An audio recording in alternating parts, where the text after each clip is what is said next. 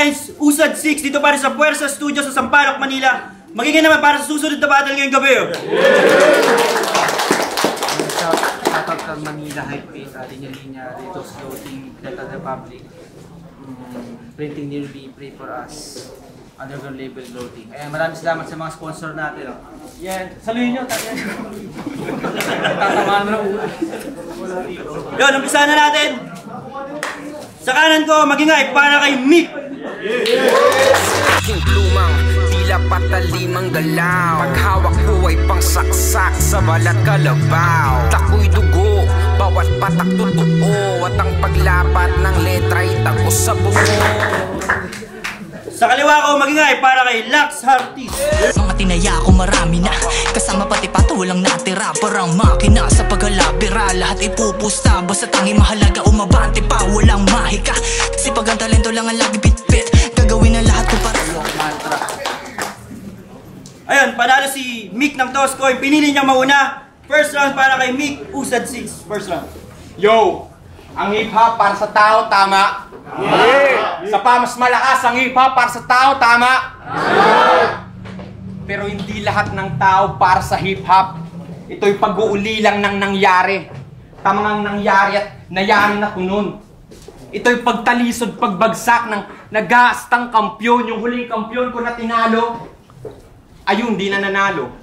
Ngayon ako'y muling magbibigay wakas sa isa na namang Icarus na kwento, pero huwag kang magkamali. Sa pagkakataong to ay hindi ako yung araw na tumunaw sa pakpak mo. Ako lamang yung lapag.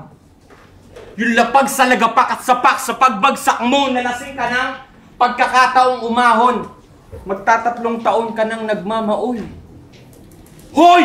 Sablay kang sumabay sa alon, balik sa island, boy! At mag-isip ka ng mabuti. Dahil kung maglilista ka lang at maghahangin dito na mga nagawa mo sa pulo ay ang lagay mo alanganin. Nakasulat ng guguho, anumang binuo sa buhangin. Pero sige, magbilangan tayo ng bala, ano pa bang mga kaya mong iyabang. Bukod sa nag-champion ka noon at nakasampa ng flip-top, ano ngayon? Sinusuka ka na ng hip-hop kasi tangina, sobrang banunit tumirat. Tangina, tingnan nyo mamaya kung gano'ng kalambya galawan. Bilangin natin kung ilang karakter na hapon ang iyahalin tulad niya sa kanyang pangalan. Kasi nung nakaraan siya si Sakamoto. Seryoso? Wakabobo? O teka, baka ibahin. Magbago ng trip, Mob Flick. Ikaw si Tony Montana o Michael Corleone, tas sisigaw ka ng fuck shit! Ako si Keanu. At siya daw yung chapter 4 kasi patay yung John Nick. Ganon na ganon kaabadoy gago. At sobrang badoy mo mag-deliver. Tangina, 2 beses binigyan ng chance ni Enigma, 3 beses ng dismaya. Paano tong panay paparating pa lang nung dumating, tailang dala. Boss, pag tinanong ka ng ETA, ang sagot hindi PAE. Pag ini-LBM ka, wag mo nang ipa-LBC. Kaya bago ng dating eh. Paano puro tae? At huwag mo nang intayong bodagahan pa kita bago ka kusang gumarahe. Kasi kung paparating pa lang ka pa rin hanggang ngayon, dito na nagtatapos ang iyong biyahe. Tayo, first round para kay Lax Hartis. Yeah. Gang. Unang baba ko pa lang sa rap lines. Salamat sa Ojok, boss. Bitrom, idol kita. Kahit mukha ka pang yobmot. Pero sino naman tong itinapat mo na Roblox? Isang rookie na masusi mo na piling ipamano-mano kay Onslaught. Well, auction, tol. Walang sinisino, buga ko. Mapawak o magaling, may pangalan o banok. Walang tega, amda, sika, tatamaan kahit sino sumalo. Salamat sa pagdalo bilang tamang eksperimento. One-dimensional na rapper. Yan ang saktong ehemplo. Pangalawang battle niya pa lang. Sa akin agad na enkwentro. Well, paparanas ko sa'yo paano mag-warm up sa impyerno. Eto, si Mick. Emarat Senlock type beat. Estilo niyang inimbento. Tipong pati pagkakantutan ng tadhana, gagawa niya ng kwento. Tipong pati pagkakatutan ng tadhana, gagawa niya ng kwento.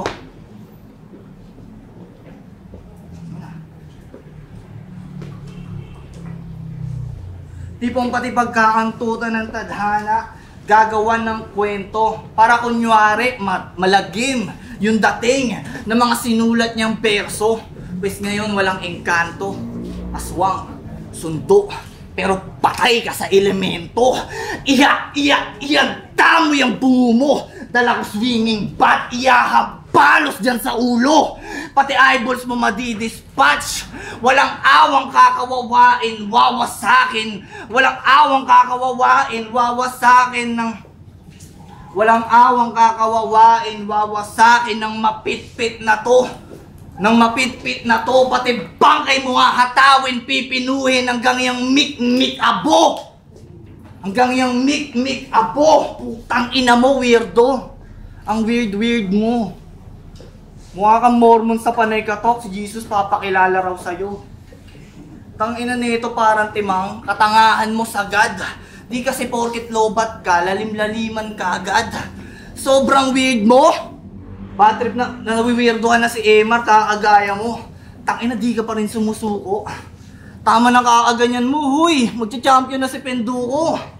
Pero kung di ka pa rin titigil, subukan natin pagkatunay mo. Subukan natin pagkatunay mo. I'ma give you a demo pa hell, boy. Ako napuputol ng sungay mo. Time second round para kay Mick. Bawal nang hininga, tangina, may tayo talaga. Anong weird? Tangina nito, bobo, mali ka nang napanood na video, ang pangalan nun, Penduko.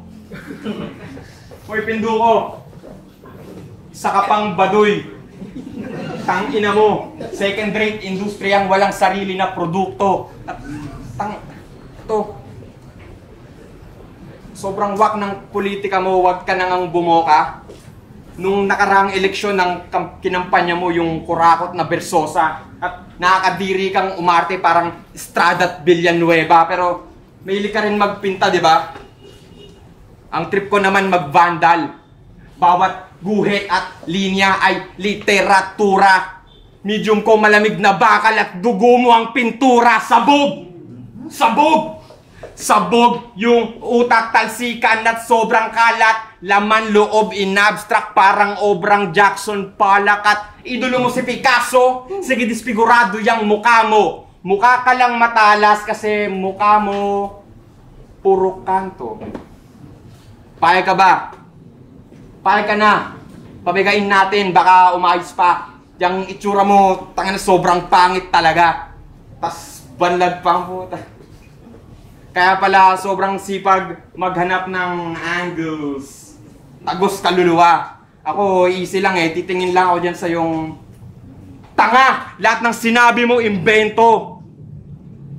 Walang pinagbasihan mga anggulo.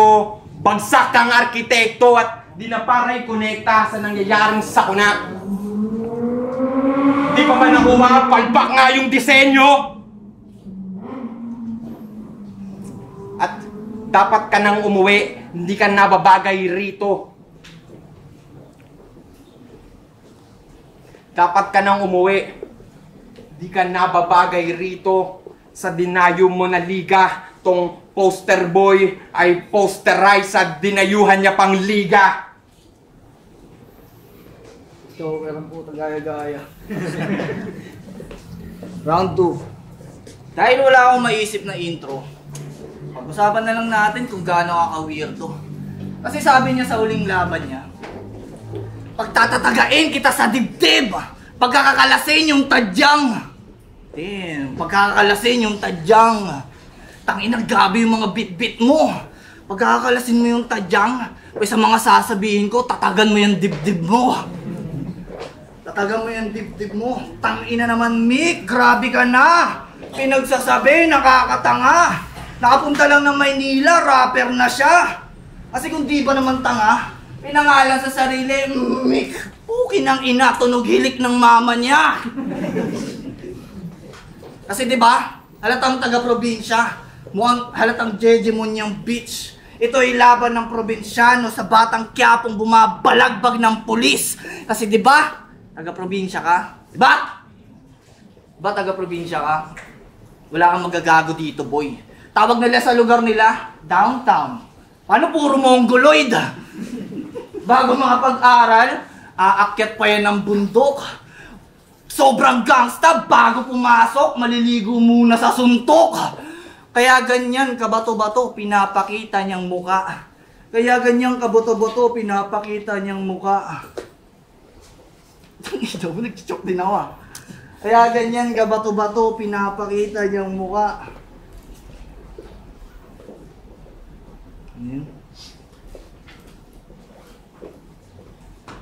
Kaya ganyan gabato-bato, pinapakita niyang mukha. Sobrang poetic, lahat ng puno doon, sinulatan niya ng tula. Ganyan yan si Mick. Hybrid na Makata. Tagalog yung pormahan. Mukha lang talagang Bisaya. Tang-inang kapansanan. Tang-inang kapansanan, sobrang balagbag. Kaya niyang kumantot ng puno habang nagpuputrip ng pagpag. Ang Tagalog na Bisaya no? Solid mo dyan niya. Biruin nyo, parehas na kagaguhan ni Duterte at ni Marcos, pwede nyo isisi sa kanya. Ano, mababaw ba? Mga nasulat ko na berso? Sakto lang naman sa'yo. Puro jokes dahil katawa-tawa rin naman yung katawang tao mo. Last round para kay Mick. Tinitira pa lugar ko, yun na yun. Tangina, walang kaangas-angas. Sa Montalban, di ka tatagos, boss. Basura ka lang sa payatas. Anong pakiramdam ng gustong-gusto mag-rap, pero ayaw sa'yo ng rap? Isipin mo, champion ka ng turna, battle, buwan-buwan, tinalo mo lahat, naging sponsor ka ng Fubot, nakasampa ka ng flip-top, tas ngayon, sa akin ka tinapat? Kung believe ka sa sarili mo, mas lalo lang dapat sa akin, ganun ako kalakas.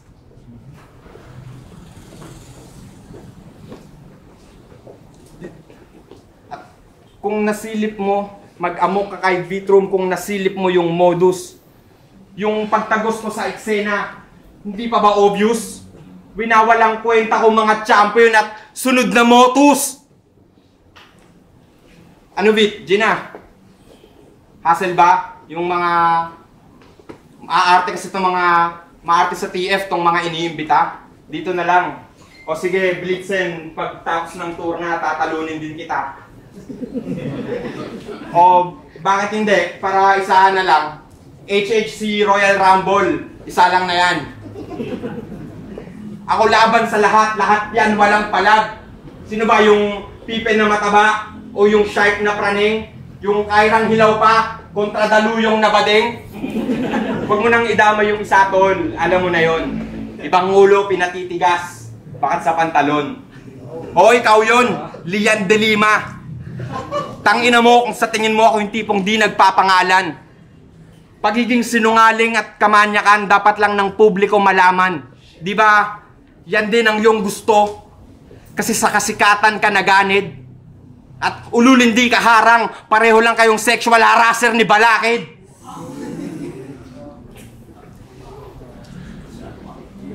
Yung mga anay sa organisasyon, dapat lang mabisto. Machismong minamaskara ng aktivismo. At ito, ba't ka pa dito? Gusto mo pa mag-rap? Meron ka pa bang rebato? Sige, pagtapos ko, mag-rap ka mag-isa.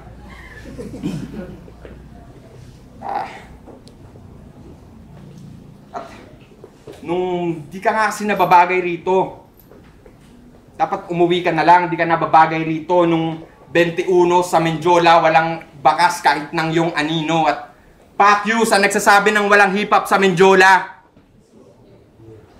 Ang hip-hop para sa tao, tama? Pero di lahat ng tao para sa hip-hop kasi walang hip-hop na pasista, walang hip-hop na elitista, walang hip-hop na kapitalista, walang hip-hop na kutungero, walang hip-hop na kurakot, walang hip-hop na mandarambong, walang hip-hop na politiko, walang hip-hop na pulis, walang hip-hop na red tagger. Tangina mo. Time, last round para kay Lax, Heartless. Rapper ka pala? E di, adik ka. Tamo, kita sa mata, lubog pa yung panga. Kita sa mata, lubog pa yung panga. Palamuti ka lang sa camera. Haluin mo ako, magtanghal ka. Kung gusto kong malibang, gumawa ka ng kanta. Gusto ko yung nakakatawa. Huwag kang nagpapapanggap. Ako yung mata ng lipunan na kahit kailan di ka matatanggap. Boy! Aktivista ka pala. E di NPA ka. Wala akong pake kahit bumoses-boses ka pa. Ano para sa bayan? Pakialam ko, gago. Pakialam ko, gago. Para sa bayan, pakialam ko, gago. Kung nagrally ka ng mano-mano, papalabasin kitang armado. Pwede kang magreklamo. Ang kaso, walang kaso. Pag binalita kita sa dyaryo, tandaan mo, ako ang estado. Lahat yan manipulado. Kasi alam mo bakit? Kasi mahina ka. Katangahan, pasok dulan. Kaya ultimo sarili mong grupo, pinulot sa kangkungan. Hardhead Collective, na ngayon nag-atrasan. Sila to mga hardhead collective na malalambot pa yung bumbunan. Kaya boy, wag ka nang lalapag. Boy, wag ka nang gaganap. Boy, wag ka nang pumapalag. Dahil sa oras na matutunan mong pumalas at mag-aklas, matutunan mong pumalag, nakita nyo na lang si Boy nakahanto sa isa lapag. Tayo magingay para kay Lux Artist tsaka kay Nick. Yo, rap line, Susan 6 dito pa rin sa Puwersa Studio. Magingay ulit para kay Lux Artist tsaka kay Nick sa Pambetes. Ang boto ng Orado, 5-0 para kay Mick. So, mekanismo, face first, bagong grupo, prinsipyo lang ang meta. Anong nangyari? Ako red tagger. Tsaka nandun ako ng 21. Mag-explain na yun, no? Sayang din natin nakuha yung expectation ng battle. Pero kahit na paano, promise pa rin sa akin. Round 2 and 1 kay Vic. Tapos round 3 yun, parang bigay sila dalawa. 1-2 Vic. Round 3 tapos sa Vic. Rose Paral, round 3, yung pinakamalaki lamang sa laban na to, 5 million. Walang kuda, yung medyo worksheet yung ginawa ni Lang sa artist. Pero malabate lang naman. Sa round 1, medyo tabla lang, medyo nag-iinit pa sila pareho, namamaba pa siguro. Kay hindi ko yung binigay, slight lang. Sa round 2 naman, yung pinakamahina ni Mick, kaya tsaka mas yung pinakamalakas ni Lux Artist, yung round 2 kaya kay Lux Artist. So round 1 kay Mick, slight lang. Round 2 kay Lux Artist, round 3 kay Mick, pinakamalaking agwat. Yeah. Binoto ko si Mick, 1 at 2, parehong hindi ganun kalinis yung performance na sila. Although nasisimulan na lang ng maganda, pero di nila natatapos na maayos eh. So, pero sa 1, tabla para sa akin. Sa 2, mas nagustuhan ko ng onte yung kay Mick. At hindi ko rin mabigyan ng points yung mga comedy ni Lux Artist pag ganun. Tapos sa 3, pareho silang may kanya-kanyang tema na ginamit sa rounds nila. Maganda yung ginawa ni Mick na about sa hip-hop, lakas nun para sa akin. Tapos yung mensahe rin doon, and ang ironic lang na yung irony nung team ng third round ni Lux Artist is contradicting doon sumang-ayon doon sa round 3 ni Mick na parang nag-align lang, pero Mick yung round 3 at 2. Ayun. All 3 rounds yun. Parang maikli kasi yung mga rounds ni Lux Artist.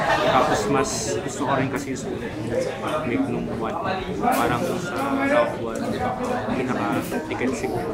Tapos yun, parang pareho silang Istanbul at show ng round 1 at round 2. So parang yung round 3 talaga yung pinintay. Tapos yung angle ni Lux Artist kasi doon sa red cutting nito. Parang hindi ko lang pinunto sa silang weirdo ng angle. So ayun.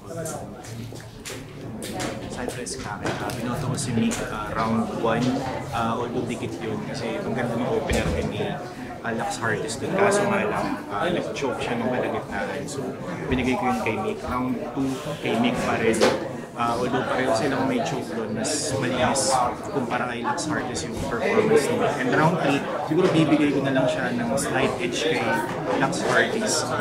Nabitin ako dun sa, sa gusto niyang sabihin, sa mensahe niya.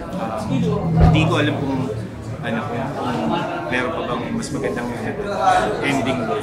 Hindi ko mag-gets yung intention. Pero compared naman kay Nick na kalahati ng round, kasi hindi na ito mag-get up.